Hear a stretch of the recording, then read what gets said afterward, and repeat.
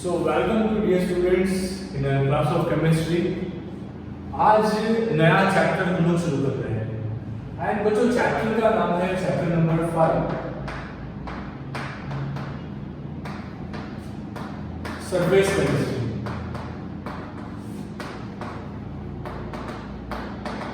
चलो तो आज मैं आप लोगों से इसके बारे में बात करने वाला हूँ।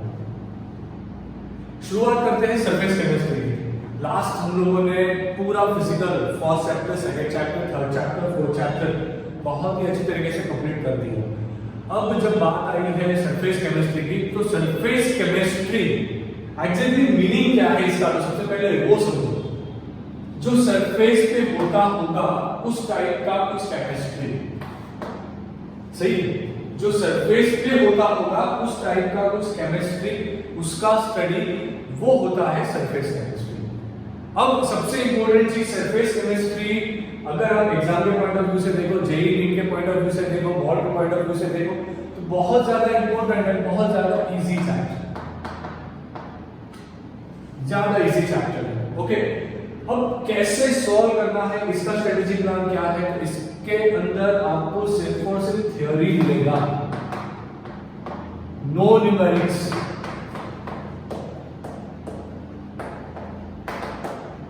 न्यूमेरिकल्स नहीं मिलेंगे, सिर्फ और सिर्फ क्या मिलेगा आपको, थियरी मिलेगा। तो थियरी को अच्छे से आपको समझना पड़ेगा। इसका स्ट्रेटेजी प्लान आपको आज समझा रहा हूं पहले, उसके बाद चैप्टर स्टार्ट करेंगे। ये चैप्टर की सबसे बड़ी खासियत, जब भी आप इसे पढ़ने बैठोगे ना, अगर आपने इसको रेडी करना शुरू किया तो बहुत सारी छोटी छोटी ऐसी बातें आपको देखने को मिलेगी कि जो आपको नहीं लगेगी, हर वक्त नहीं लगेगी। इसके वर्ड्स, इसके टर्मिनोलॉजी बहुत इंपॉर्टेंट है, तो वर्ड्स एंड टर्मिनोलॉजी पे भी बच्चों बहुत फोकस करना। एंड थियोरेटिकल चैप्टर है, मतलब पॉसिबल हो तो इसे लिख के प्रिपेयर करना, okay, and regular time interval पे इसको रिवीजन लगाते रहना, ये थोड़ी चीज बहुत इंपॉर्टेंट है।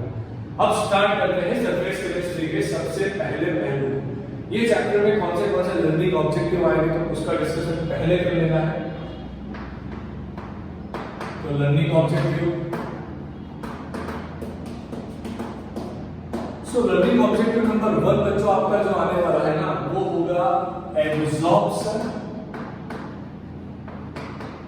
And adsorption. इसके ऊपर आपको डिस्कस करवाएंगे, एब्जॉर्प्शन एंड एडसॉर्प्शन। उसके बाद हम लोग पढ़ाई करेंगे बच्चों यहाँ पे कोलॉइड्स को भी, ओके। इसके बाद हम लोग पढ़ाई करेंगे बच्चों इमल्शन को। ये जनरल लर्निंग ऑब्जेक्टिव्स है, इसके ऊपर हम लोग डिटेल में स्टडी करने वाले हैं, ओके। कोलॉइड्स क्या होता है, इमल्शन क्या होता है, कोलॉइड्स कैसे बनाया जाता है, कोलॉइड्स का यूज क्या है, इमल्शन कैसे बनाया जाएगा, इमल्शन का यूज क्या है, एडसॉर्प्शन क्या है, एब्जॉर्प्शन क्या है, केमिसॉर्प्शन क्या है, फिजिसॉर्प्शन क्या है, एंड इसकी फिनोमिनन कैसे होती है, कौन से रूल है जिससे ये सारी चीज गवर्न होती है, वो सारी छोटी छोटी चीजें इस चैप्टर में आप पढ़ने वाले हैं। बहुत इंटरेस्टिंग चैप्टर होगा, ओके। तो सबसे पहली मैंने आपको आउटलाइन चैप्टर की दे दी। अब शुरू कर रहे हैं चैप्टर को। सबसे इंपॉर्टेंट 2 वर्ड्स को जिसको आज हम डिस्कस करने वाले हैं, उसमें से सबसे पहला वर्ड है एब्जॉर्प्शन। ये होगा सबसे पहला वर्ड, एब्जॉर्प्शन।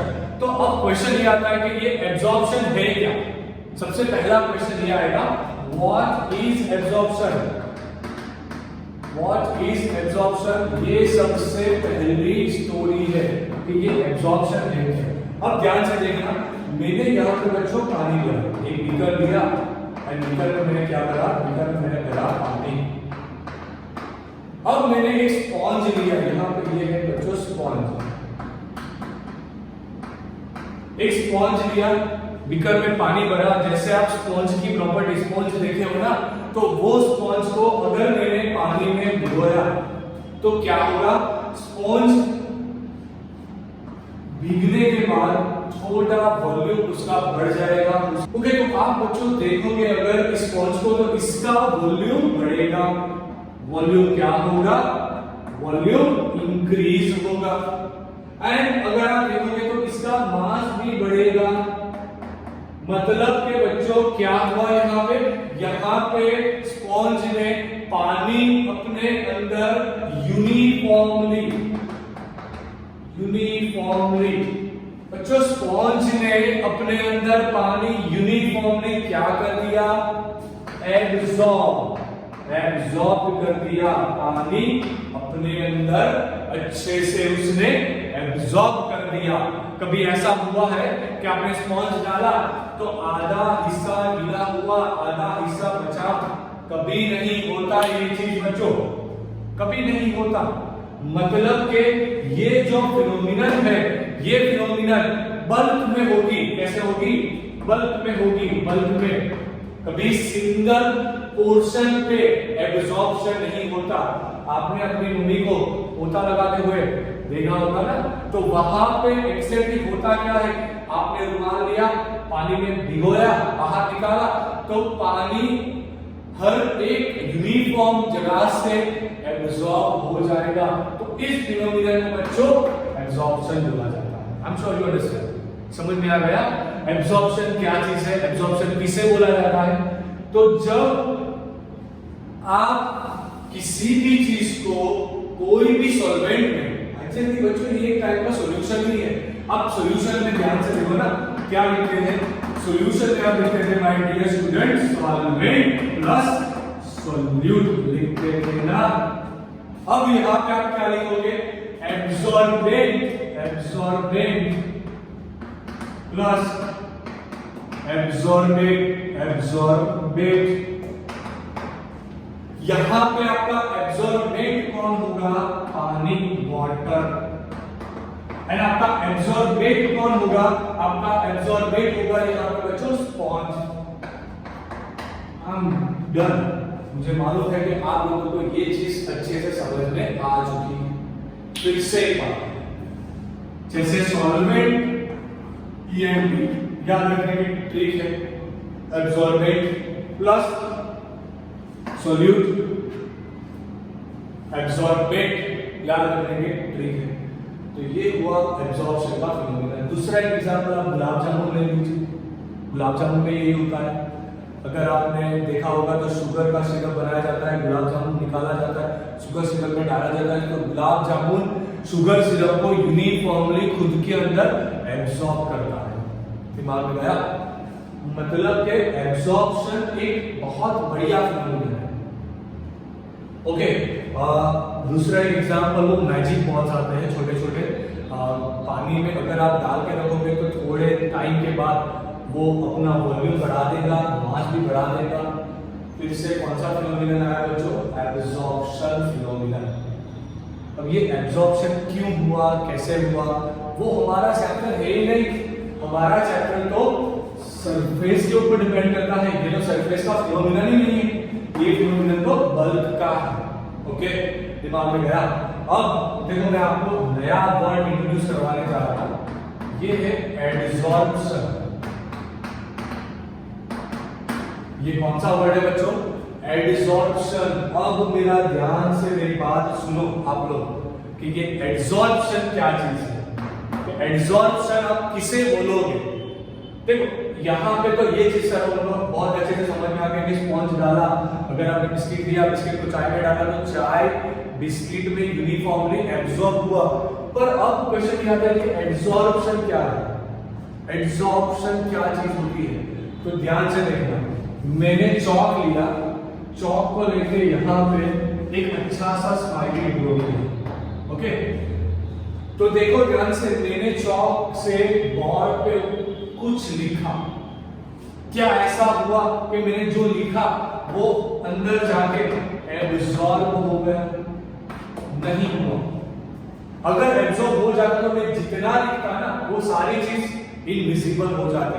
थोड़ी टाइम आपको थोड़े टाइम तक वो दिखाई देता, बाद में वो एब्सॉर्ब हो जाता। वो नहीं हो रहा। यहाँ पे हो क्या रहा है, मैं यहाँ पे जितना भी लिख रहा हूं वो आप देख पा रहे हो। कैसे देख पा रहे हो? क्योंकि मैंने जो लिखा वो सरफेस के ऊपर है। मैंने जितना भी लिखा वो सारी चीज सरफेस के ऊपर है। अगर वो सरफेस के ऊपर है मतलब कि वो इन बल्क में नहीं गई, वो सरफेस के ऊपर चिपके रहे। तो वो क्यों हुआ, ये कैसे हुआ, इसका स्टोरी है एड्सॉर्प्शन। समझ में आया? एड्सॉर्प्शन क्या है? आप ध्यान से देखो, ये सरफेस फिनोमिना है बच्चों, मतलब कि ये कहां पे बनेगा, सिर्फ और सिर्फ ये बनेगा कहां पे, ये बनेगा सरफेस के ऊपर। ये कहां पे बनेगा बच्चों? ये बनेगा सरफेस के ऊपर। ये ध्यान रखने वाली चीज है बच्चों, बहुत ही इंपॉर्टेंट चीज, ध्यान रखने वाली चीज। ये बनेगा सरफेस के ऊपर, एड्सॉर्प्शन। गया दिमाग में? ये चीज आपके दिमाग में गई? बहुत बढ़िया। अब देखो, जैसे यहां पे मैंने लिखा था एब्सॉर्बेंट, एब्सॉर्बेंट, यहां पर लिखेंगे absorbent plus absorbent, absorbent plus absorbent, ये दो चीज। यहां पे मेरा चौक, ये मेरा चौक बच्चों हो गया एब्सॉर्बेंट, क्योंकि ये सरफेस पे जाके चिपका। ओके, एंड मेरा बॉल हो गया एब्सॉर्बेंट, क्योंकि उसने सरफेस प्रोवाइड किया। ये पूरा फिनोमिनन कैसा फिनोमिनन है? सरफेस फिनोमिनन है। I am sure you are almost done with this two words. आपको इसका मीनिंग समझ में आ गया होगा। अगर आप अच्छे से मीनिंग समझ लोगे ना, देखो यहाँ पे एक सबसे बेस्ट एग्जांपल, अगर आपने चारकोल को ध्यान से देखा तो ये जो चारकोल होता है ना बच्चों, तो चारकोल में आपको सरफेस पे बहुत छोटे छोटे छोटे छोटे पोर्स दिखाई देंगे, बहुत छोटे छोटे पोर्स दिखाई देंगे। एंड अगर आपने ये चारकोल को किसी भी गैस चेंबर में रखा, गैस चेंबर में या फिर कलर गैस चेंबर में, कलर गैस चेंबर में रखा मान लीजिए, तो होगा क्या? कलर की इंटेंसिटी कम हो जाएगी। देखो इसका मीनिंग क्या होगा, मैंने ये एक गैस चेंबर बनाया, मतलब एक चेंबर बनाया, उसमें कलरफुल गैस मैंने क्या छोड़ दिया, लाइक नाइट्रोजन डाइऑक्साइड। ओके, अब मैंने चारकोल रखा तो थोड़ी देर बाद अगर मैं नोटिस करूंगा तो मुझे यहाँ पे inside the chamber brown colour का इंटेंसिटी कम होता हुआ दिखेगा। ये कम होता हुआ दिखा, इसका मतलब ये हुआ कि ये चारकोल ने गैस को खुद के ऊपर एब्सॉर्ब करना शुरू कर दिया।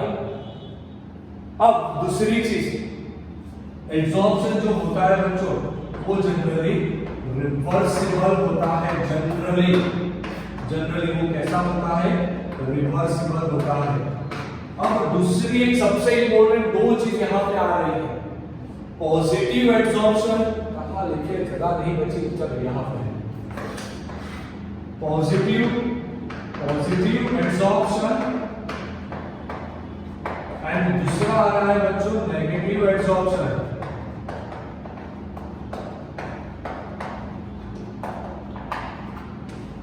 एक क्या आ रहा है? पॉजिटिव एब्सॉर्प्शन, दूसरा आ रहा है नेगेटिव एब्सॉर्प्शन। तो आप खुद से दिमाग लगाओ बच्चों, पॉजिटिव एब्सॉर्प्शन क्या बनेगा? पॉजिटिव एब्सॉर्प्शन किसे बुलाया जाता है? तो अगर मैंने यहाँ पे एक एग्जांपल आपको दिया, ये मेरा एक गैस चेंबर है, यहाँ पे गैस बहुत ज्यादा था, ये मैंने एक चारकोल रखा। अगर मैंने चारकोल रखा तो क्या होगा? गैस यहाँ पे जाके चिपकना शुरू हो जाएगा, यहाँ पे जाके एब्सॉर्ब होना शुरू हो जाएगा। अब पॉजिटिव एब्सॉर्प्शन किसे बोला जाएगा? ध्यान से समझना बच्चों, अगर एब्सॉर्ब मतलब कि अगर ज्यादा गैस एब्सॉर्ब हुई, ज्यादा गैस कहां पे? चारकोल पे, मतलब कि बल्क फेज में। ये बल्क फेज, कौन सा phase? Bulk phase. Bulk phase में गैस का कंसंट्रेशन कम हो गया, एंड वो जाके कहां पे चिपक गई? चारकोल के ऊपर अगर जाके ज्यादा चिपकी, मतलब कि ये पॉजिटिव एब्सॉर्प्शन कहलाएगा। कैसा एब्सॉर्प्शन कहलाएगा? पॉजिटिव। मतलब कि concentration in a bulk phase कैसा होगा? कम, and concentration on a surface कैसा होगा? ज्यादा। उस केस में इसे क्या बोला जाएगा? Positive absorption. अब इससे बिल्कुल उल्टा, अगर यहां पे कंसंट्रेशन कम एंड बल्क में कंसंट्रेशन ज्यादा मिला, मतलब कि आपने चारकोल जाके रखा पर चारकोल ने इतना गैस एब्सॉर्ब नहीं किया, मतलब उसकी सरफेस पे जितना चिपकना चाहिए था गैस, जितना एब्सॉर्ब होना चाहिए था उतना एब्सॉर्ब नहीं हुआ, बल्कि बल्क फेज में आपको गैस ज्यादा मिल रही थी। इसका मतलब ये हुआ बच्चों कि बल्ब में गैस ज्यादा है, सरफेस पे गैस कम है, मतलब कि ये नेगेटिव एब्जॉर्प्शन है। इस टाइप का एब्जॉर्प्शन है बच्चों, नेगेटिव एब्जॉर्प्शन। दिमाग में मेरा अच्छे से, हम श्योर आपको पूरी चीज समझ में आई होगी।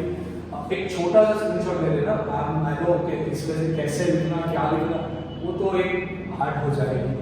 ओके, इसका स्क्रीनशॉट निकालो, उसके बाद छोटे छोटे स्टेटमेंट्स फॉर्मेट करना, अपने आप एक बार इसको देख लेना एंड इसको लिखो। ओके, एक छोटा पोर्शन है कि एग्जैक्टली ये एब्जॉर्प्शन होता कैसे है, तो वो मैं समझाने जा रहा हूँ। एंड उसके बाद एक एक्सोथर्मिक वाला छोटा सा पोर्शन, बस आज का सेशन इतना ही करेंगे। एब्जॉर्प्शन वर्ड्स को डिस्क्राइब करना आज का काम है। एंड प्लीज इसे टेक्स्ट बुक में से पहले पढ़ो, थोड़ा पढ़ो, इस चैप्टर को साथ में पढ़ना, एनसीईआरटी पढ़ते रहना, तब आपको मालूम होगा कि कौन सी चीज नहीं आ रही है। Okay, please take a screenshot fast. Okay, so dear students, अभी हम लोगों ने एब्जॉर्प्शन दोनों को डिफरेंशिएट, ये वर्ड्स को डिफरेंशिएट कर दिया। ओके, अब आप एनसीईआरटी निकाल के देखोगे तो फर्स्ट पेज पे बहुत अच्छे तरीके से ऐसा दिया गया है कि अगर कोई भी मैटर आपने ले लिया, मेटल, ओके, अब मेटल की जो सरफेस होती है ना, मान लीजिए यहाँ पे जो एल्यूमिनियम मेटल की सरफेस है, तो अभी जितना भी एनवायरनमेंट में नाइट्रोजन होगा, जितना भी एनवायरनमेंट में ऑक्सीजन होगा, वो जाके इसके ऊपर अकोमोडेट हो जाएगा, मतलब कि इसके जाके ऊपर बैठ जाएगा। नाइट्रोजन एंड ऑक्सीजन का मॉलिक्यूल मेटल की सरफेस पे जाके बैठ जाएगा। मतलब कि अभी आपने देखा कि आपको मेटल की सरफेस पे, आपने अभी मेटल की सरफेस पे सरफेस केमिस्ट्री का स्टडी करना है, तो वो बहुत डिफिकल्ट है, क्योंकि जो मेटल की सरफेस होती है वो क्लीन नहीं होती। हमें क्या करना है, मेटल की सरफेस को क्लीन करना है। इससे ये कोई मतलब नहीं निकलता कि इसे घिस दो, साफ कर दो, बर्तन वाले साबुन से साफ करो, नहीं।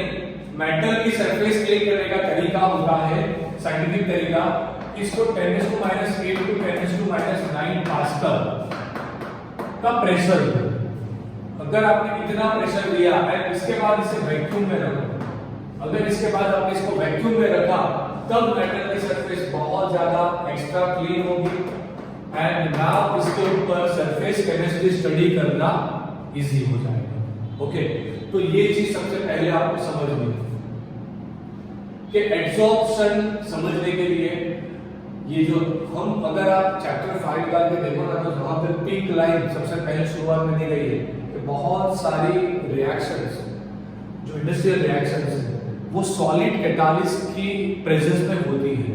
जैसे कि हमने एक एग्जांपल लिया, SO3 से कन्वर्ट करने वाला, SO2 से SO3 कन्वर्ट करने वाला एक एग्जांपल लिया, यहाँ पे वैनेडियम पेट्रोक्साइड का यूज करते हैं, तो ये होता है सॉलिड फॉर्म। तो इस सॉलिड कैटालिस्ट के सरफेस पे, ये सॉलिड कैटालिस्ट की सरफेस पे कौन सा रिएक्शन होता होगा कि SO2 SO3 में कन्वर्ट हो रहा है। ओके, ये है हमारा सरफेस केमिस्ट्री। ओके, अगर आपने पेज चेंज किया तो नेक्स्ट पेज पे अगर आप जाओगे तो वहां पे आपको एग्जांपल मिलेंगे, जैसे मैंने अभी आपको एक्सप्लेन किया सारे एग्जांपल्स, उसी तरह से वहां पर भी आपको एग्जांपल्स मिलेंगे। वहां पे एक अच्छा सा एग्जांपल दिया गया है, मान लीजिए कि यहाँ पे सॉल्यूशन बनाया, यहाँ पे मिथिलीन ब्लू रखा, अगर मिथिलीन ब्लू मतलब ब्लू कलर की डाई है, ऑर्गेनिक डाई, इसके अंदर आपने चारकोल डाला, चारकोल डाल के आपने इसको हिला दिया, इसके बाद इसको फिल्टर करके निकाला, तो मिथिलीन ब्लू का इंटेंसिटी डाउन हो जाएगा, इसका इंटेंसिटी क्या हो जाएगा, डाउन हो जाएगा, इंटेंसिटी कम हो जाएगा। ऐसा क्यों हुआ, क्योंकि इस चारकोल ने मिथिलीन ब्लू को अपनी सरफेस पे एब्सॉर्ब कर दिया, एब्सॉर्ब कर दिया। ओके, तो ये छोटा, उसके बाद एक सिलिका जेल वाला एग्जांपल, अगर आप कभी नई लैपटॉप बैग लाओगे तो उसके अंदर आपको सिलिका जेल का छोटा सा पैकेट मिलेगा। वो सिलिका जेल करता क्या है, सिलिका जेल एनवायरनमेंट से ह्यूमिडिटी निकाल के अपने सरफेस पे उसे एब्सॉर्ब करवा देता है, ये उसका काम है। मतलब इलेक्ट्रॉनिक डिवाइस को मॉइस्चर फ्री रखने के लिए सिलिका जेल का यूज होता है। ओके, तो एब्जॉर्प्शन क्या है, एब्जॉर्प्शन क्या है वो तो दिखा, अब है डिसॉर्प्शन। डिसॉर्प्शन मतलब कि अगर ये चारकोल के ऊपर अब मिथिलीन ब्लू चिपक गया है, एब्जॉर्ब हो गया है, तो आप कुछ भी करके इस मिथिलीन ब्लू को निकालो, शायद आप ब्रश घिसो इसके ऊपर या फिर कोई और टेक्निक लगाओ, एंड उस तरीके को बोला जाता है डिसॉर्प्शन, कि जहां पे एड्सॉर्बेट से अलग किया जाए उसे बोला जाएगा डिसॉर्प्शन। तो बस आज के लिए बच्चों इतना ही। हमने सरफेस केमिस्ट्री का दो सबसे important terms absorption and adsorption को आज स्टडी कर लिया। ओके, एक बार एनसीईआरटी पढ़ना भूलना मत, लेक्चर्स को रिवाइज करते रहना एंड रेगुलर स्टडी करते रहना बच्चों। एग्जाम्स कंफर्म आने वाली है, वहां पे कोई जात का मतलब आपको कंफ्यूजन नहीं होना कि एग्जाम होगी नहीं होगी, एग्जाम नेक्स्ट ईयर कंफर्म आएगी, वो चीज कंफर्म है। आप अपना प्रैक्टिस रेगुलर बेसिस से करते रहो, that's it. Okay, thank you dear student for watching this video. हर लेक्चर में बोलता हूँ, आज भी वही बोलूंगा, don't forget to share, like and comment this video. Take a screenshot fast.